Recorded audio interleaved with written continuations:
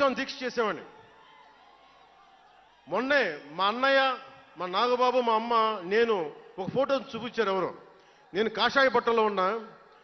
మా అన్నయ్య, మా పెద్దన్నయ్య, మా చిన్నయ్య, మా పెద్దన్నయ్య, మా అమ్మ నవ్వుతూ ఉన్నారు. నేను ఈ ఫోటో ఎలా పెట్టానంటే, ఏంటి జీవితం, వైరక్తి వైరాగ్యంతో ఉండేవాడు. అంటే నేను నా ధర్మం మీద నాకు అంత గౌరవం. సో నాకు మీరెవరు కొత్తగా సర్టిఫికేట్లు ఇవ్వాల్సిన అవసరం లేదు. నేను మీకు ప్రూవ్ చేసుకోవాల్సిన అవసరం అంతకంటే లేదు. అంటే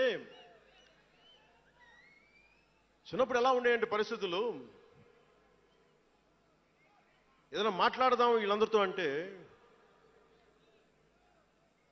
సడన్గా నువ్వు తిరుపతి లడ్డూలు కల్తీ అయిపోతే నువ్వు ఎర్ర బట్టలు వేసుకొని ఇవన్నీ మాట్లాడుతున్నావు అంటే, నేను చెప్పండి మీరు ఇప్పుడు దాకా 219 టెంపుల్స్, 219 టెంపుల్స్ అపవిత్రం చేస్తే, మన అంతర్వేది రథాన్ని తగలబెడితే నేను వచ్చిండొచ్చు కదా.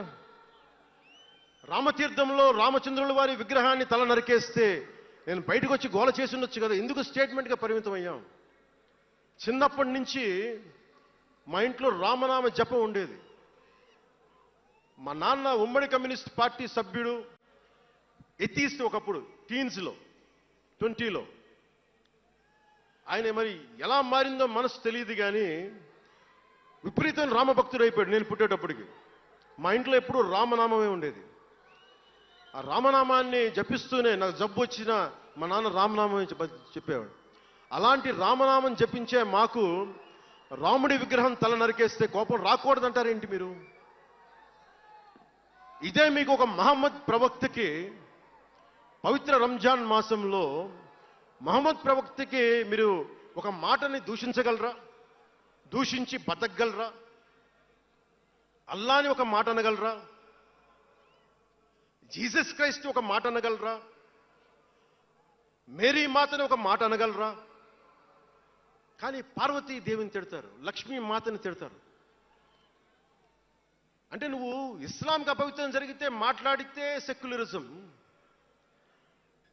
జగన్మాతకి కానీ, పార్వతీదేవికి కానీ, శివుడికి కానీ, రాముడికి కానీ, అయ్యప్పకి కానీ అపవిత్రం జరిగితే మా మనోభావాలు బాధపడకూడదు, గాయపడకూడదు, నోరు మూసుకొని కూర్చోవాలి.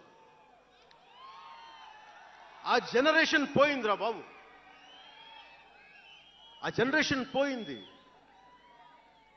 ఒక తప్పుని తప్పుగానే చెప్తాం.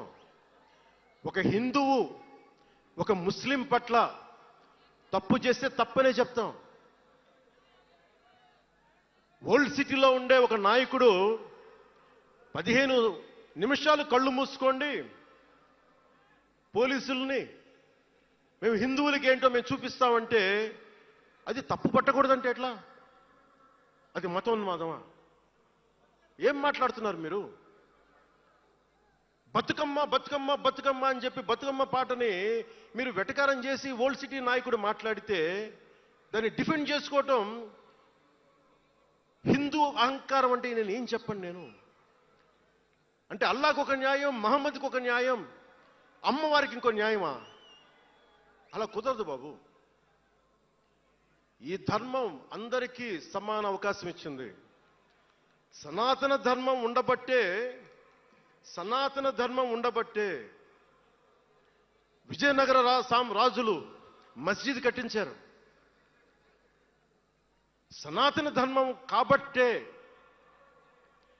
బంగ్లాదేశ్ని హిందువుల రక్తంతో తడిపి బంగ్లాదేశ్కి విముక్తి కలిగించాం. ఈ చరిత్ర తెలుసుకుంటే కదా. దేశ విభజన జరిగింది. మీరు ఎంతమందికి తెలుసు దేశ విభజన కష్టాలు? మీరు సినిమాలు నరుస్తారు, అక్కడ తాగిపోయారు మీరు. నేను అక్కడ తాగలా. నేను అమితాబ్కి ఫ్యాన్ని, నేను చిరంజీవి గారికి ఫ్యాన్ని, కానీ దేశానికి అంతకంటే పెద్ద ఫ్యాన్ నేను. అంటే మీరు మనందరికీ బాబాసాహెబ్ అంబేద్కర్ గారి గురించి తెలుసు. First law minister of Bharat. ఎక్కడికి వెళ్ళినా ఆయనకి 100 అడుగులో, తెలంగాణకి వెళ్ళినా, ఆంధ్రాకి వెళ్ళినా 100 అడుగులు ఇంకా పైన విగ్రహం పెట్టి మనం ఆరాధిస్తాం. మీకు ఎవరికైనా తెలుసా?